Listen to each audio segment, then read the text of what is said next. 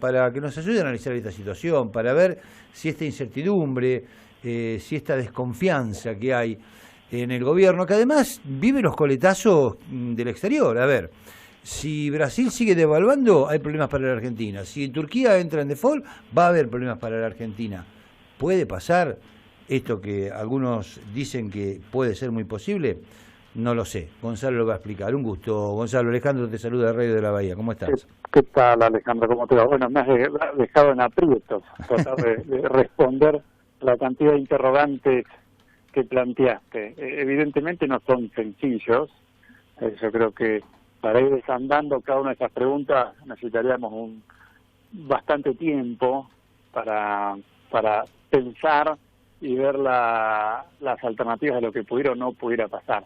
A ver, es difícil o es complejo prever lo que puede ocurrir, sobre todo con la experiencia que tuvimos el año pasado, en el cual ninguno, ni periodistas, ni comunicadores, ni economistas, ni me imagino equipo económico, etcétera, se imaginaba que iba a pasar lo que pasó. Entonces es complejo y uno trata de ser precavido en proyectar.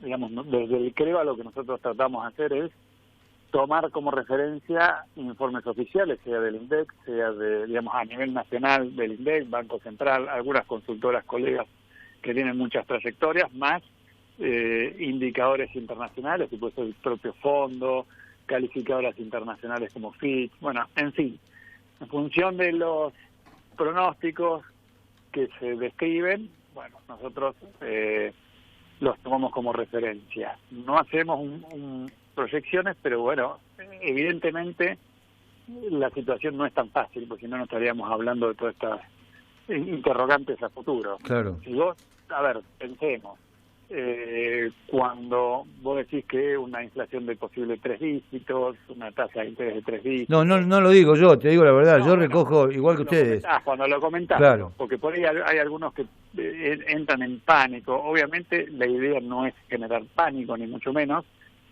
pero hay que tratar de comunicar bien y a mi entender yo te diría que no creo que lleguemos a una inflación de 3 dígitos ni tasas, por ejemplo, de las LELIQ a 3 dígitos. Me animo están ahí, las tasas están en 70 ya casi, ¿no? De las LELIQ. Están en 67, viste, estuvimos en 70 y pico en octubre del año pasado. Obviamente las tasas LELIQ son referencias, porque si nosotros nos vamos a las tasas de interés por descubierto, por descuentos de cheque, en lo que es el sistema bancario, bien sabemos que están por encima de Estamos arriba de eso, claro. Claro, ya estamos arriba del 100. Uno habla, bueno, a ver, las LELIQ, ¿qué pasa si hay una corrida cambiaria? Que eso podría llegar a ocurrir. Ocurrió el año pasado, yo creo que el gobierno aprendió y tiene muy en cuenta el no dejar escapar demasiado el dólar, porque es lo que sabe el gobierno, que esto genera pánico. Como no genera pánico es corrida cambiaria más que, te diría, bancaria. Básicamente porque la probabilidad de que nosotros que tenemos plazos fijos, o el común de la gente, o los que pudieran tener plazos fijos, y lo saquen para irse al dólar, no es tan sencillo. Además, vos bien dijiste, ahora el Banco Central, digamos, permite que los bancos aumenten su cartera de LELIQ. Vos pensás que los bancos de todos sus depósitos tendrán un 30% de los depósitos que son en cajes y que van obligatoriamente al Banco Central, y ellos no generan ningún tipo de renta. Por el resto de la cartera había un porcentaje importante que iba a las LELIQ. Ahora lo aumentan. Entonces hay mucho más. Bueno, ahí el banco gana mucha guita, porque por LELIQ le están dando tasas de cercana al 70% y por plazo fijo el banco, ¿cuánto da? ¿45, 47?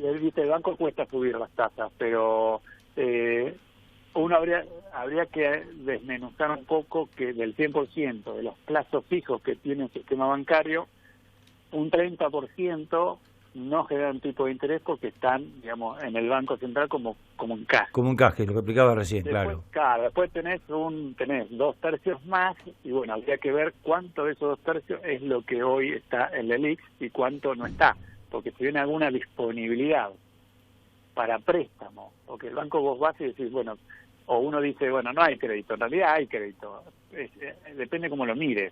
El crédito está, te dice el sistema bancario. El tema es que, bueno, las tasas son tan altas que nadie viene, pero la plata está disponible. Habrá que ver qué dinero está disponible. Es decir, claro, habría que hacer un poquito más pormenorizado, ver de qué disponibilidad hay y cuánto de los depósitos están en LELIQ. De todas formas, sí hay latente una posible corrida cambiaria, hay un temor de que pueda ocurrir lo que pasó el año pasado, o pensar que tuvimos el valor de la moneda subió más del 100%, la moneda internacional, ¿no?, del dólar, subió más del 100%, los precios se acomodaron casi un 50%, es decir, hay una diferencia importante entre lo que aumentó el precio del dólar a lo que se trasladó el precio, y eso no sabemos dónde está, en qué lugar se encuentra. A veces ese traslado de variación de tipo de cambio al precio no solo sucede en 3-4 meses, sino puede ser en un año. Claro. Es decir, está latente, que si donde es la inflación en los costos, sería. Claro, donde se recompone y se recompusiera el consumo, posiblemente viéramos aumentos rápidos en los precios. Diríamos, ¿por qué si está tan decaída la actividad? Y porque hay una especie de inflación reprimida, que habría que ver quién es esa inflación reprimida a través de los comercios minoristas, porque el mayorista en la inflación subió 20 puntos por encima de la minorista.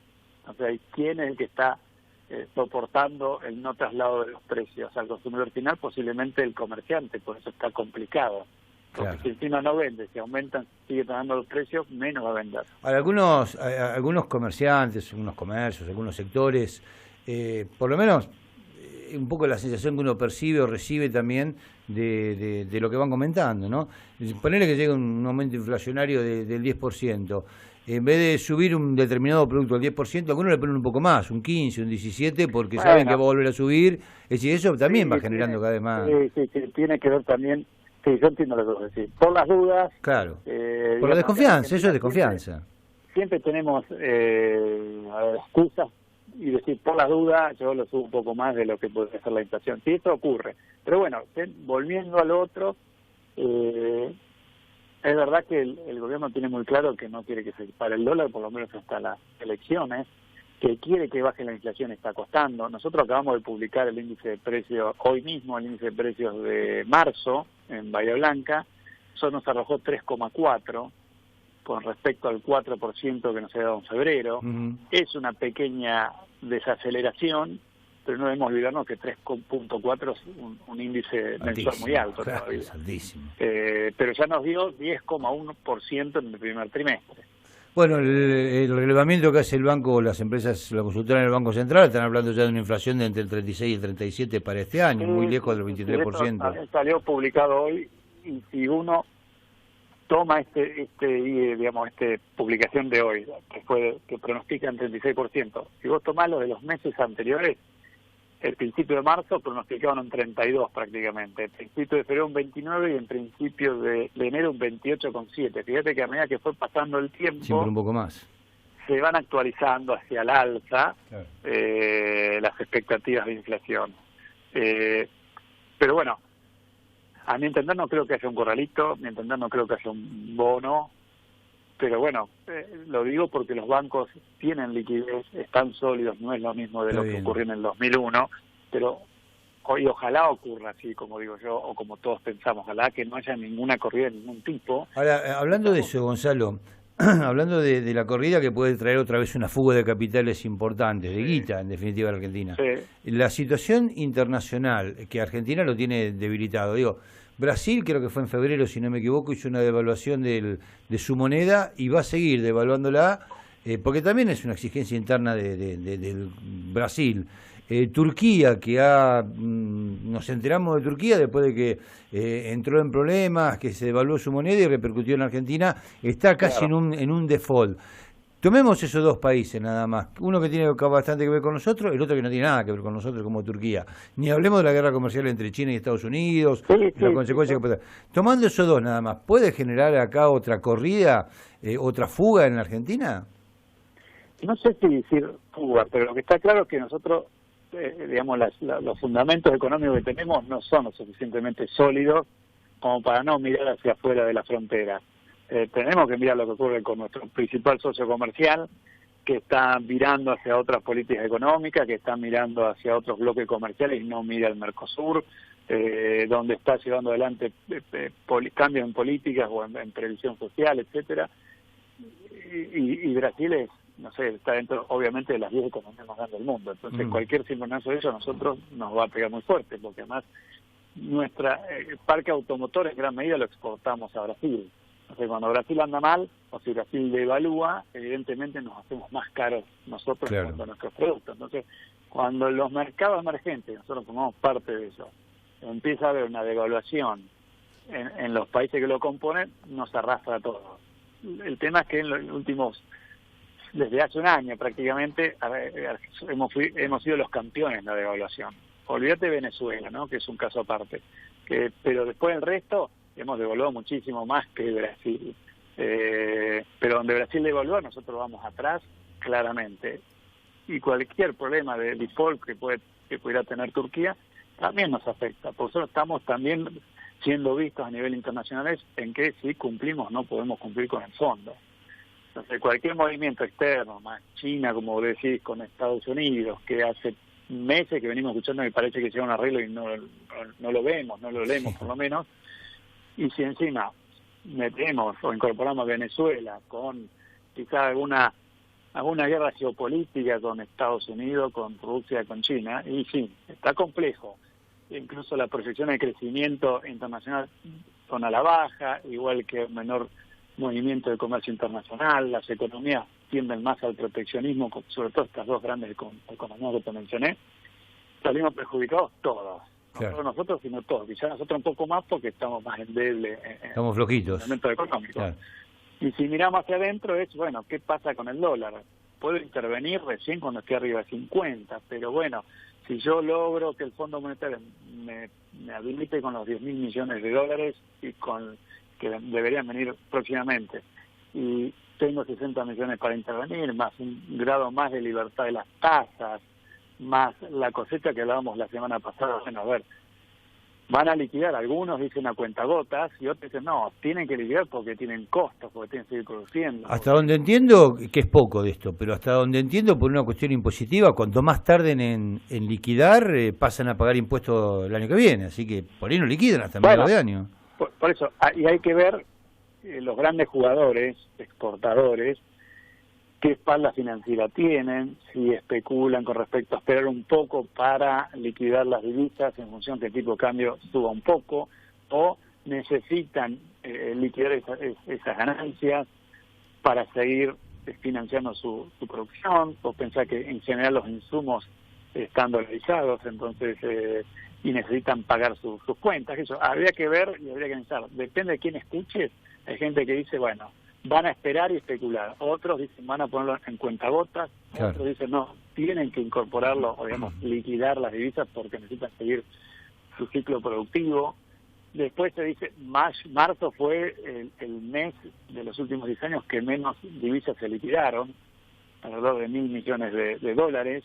Eso es un indicador, pero también te indica que a partir de abril o a partir del mes que viene se está especulando que podrían ser 27.000 millones de dólares, potenciales 27.000 millones claro, de más los 10.000 que vendría el fondo, uno debería estar tranquilo en ese sentido. Bien. Después el Fondo Monetario dice, bueno, después de diciembre vamos a seguir teniendo buenas relaciones con Argentina. Entonces es un mensaje que por ahí muchos no lo ven, la gente común no le importa, pero por ahí esto es un mensaje más hacia las expectativas, como diciendo, esto no se acaba en junio, fin de junio, cuando se presentan los candidatos, ni cuando haya la elección en octubre. Esto sí, hay una relación que va a continuar. Claro. Entonces, sí hay que prestar atención a todos estos mensajes. Por otro lado, acaba de publicar, digamos, el INDEC, lo que fue la industria, cómo evoluciona la industria de la construcción. Que volvió a caer, en febrero volvió a caer la industria y la construcción. Digamos, enero y febrero son indicadores que cuando vos los comparás contra enero o febrero del año pasado, son estos datos que te alarman, ¿no? Cayó 8,5% claro. La industria, la construcción 5% en febrero. Cuando vos lo comparás mensual, qué pasó en febrero con respecto a enero, ves mejoras, y no es la primer mes que hay una mejora, sino también de enero con respecto a diciembre. No son mejoras grandes, pero sí son datos positivos. Se entiende. Ahí hay dos lecturas, depende de cómo la leas y el medio de comunicación de cómo te lo presenta. Pero si vos comparas con el año pasado, que los primeros 4 meses fueron fenomenales y con una recesión muy grande, vamos a estar encontrándonos con estos datos de la industria cayó 8,5 en febrero respecto a febrero del año pasado. Pero es interesante poder rescatar lo que pasó de un mes a otro. Y obviamente no es para tirar manteca al techo, pero es para seguir mirando esa relación mensual, porque después de, si uno lo ve que se sostiene el tiempo, uno podría decir, bueno, a ver, estamos empezando a despegar, o por lo menos podemos decir, bueno, ya está. El tema es cuando se derrama eso en la gente, en los salarios, en menos tasas para las pymes.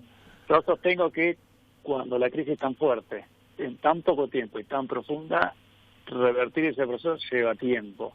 Difícil de saber, pero sí por lo menos uno puede visualizar que puede algún sector revertir su tendencia negativa y ver si sostiene el tiempo, ¿no? ¿Por qué tuvo que pedir Argentina un waiver, un perdón a los Estados Unidos, al Fondo Monetario Internacional? Eso fue básicamente porque a principio de este mes, ahora estos días que están transcurriendo, tenía que presentar información estadística vinculada a la cuestión fiscal y no alcanzaba, digamos, no tenía disponibles esos datos que eran exigidos por el Fondo Monetario. Entonces pidió un perdón. Bueno, perdoná, una especie de waiver es un perdón, es un prorrogar un poco lo que yo necesito. ¿Pero cuáles son los datos que tenía que entregar que no los tenía disponibles? Porque la verdad que un gobierno que está en un acuerdo con el fondo y cumpliendo las exigencias casi a rajatabla de lo que exige... No, fiscales tiene que ver con déficit fiscal primario, con, digamos, con lo que son la cuestión impositiva. Mis amigos en el barrio dicen, lo dibujan y después lo presentan. Bueno, pero mis amigos no entienden nada. Lo entiendo, pero de todas formas yo creo que puede tener muchas interpretaciones, porque puede ser hasta una interpretación política, como diciendo estoy cumpliendo, me estoy esforzando, pido un perdón o una prórroga que hasta quizás fuera innecesaria, porque si no dispone de los datos, el tema, bueno, depende del ángulo que los veas, porque si bueno, no disponés, ¿por qué no lo disponés? ¿Por qué se tardó tanto? ¿No sabía que se iba a tardar? ¿Qué pasó en el medio? Claro.